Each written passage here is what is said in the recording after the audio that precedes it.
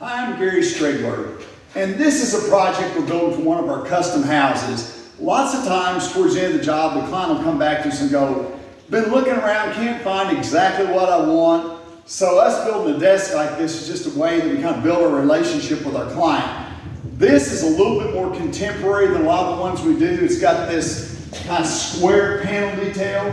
What we have done is added this kind of furniture look offset corner, which I've covered on YouTube before. Now there's two things about this desk that I want to share.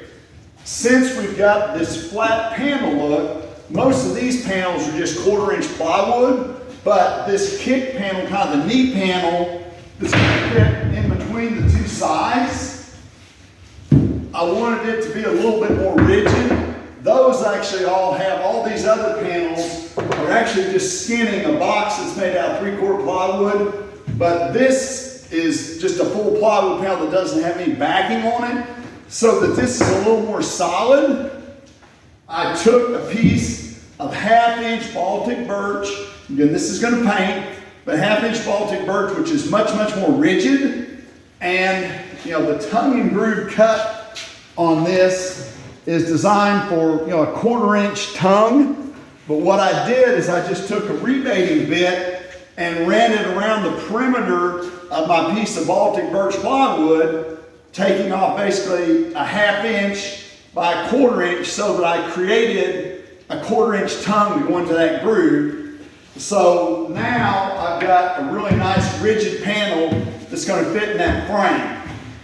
The other thing that I want to show that's a little bit different on this desk than some of the other ones that I've built. Of course, on this side, you know, a desk is basically just a couple pedestals that has a panel in between it. Now, on this side, we've got drawers, just pretty straightforward drawers. They wanted it to look very symmetrical, but actually on this side, it's going to sound kind of old school, but the client wanted to be able to put a computer tower in here. So I needed to make a door for the bottom part that looked like a couple of drawers. And we kind of thought about it, and this is the solution we ended up with. Now these hinges are a double knuckle hinge that as they open, they throw out. Now the reason that's important is because if they didn't throw out, it would bind on this back edge. And I used 1/2-inch plywood because it's thinner. Again, this is Baltic birch plywood, so it's really good and rigid. And we just made a notch so that each one of this upper and lower drawer each have just a standard 35mm cup hinge hole in them.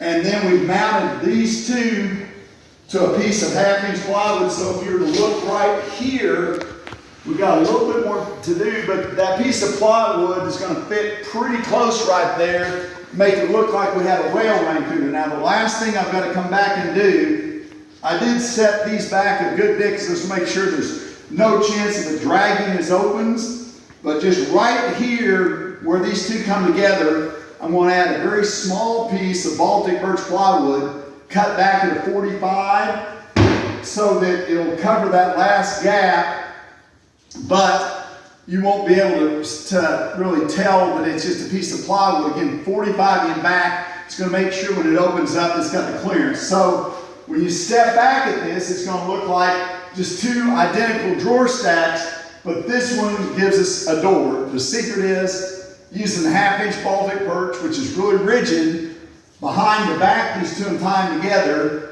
and also having those double knuckle hinges that throw out as they go around.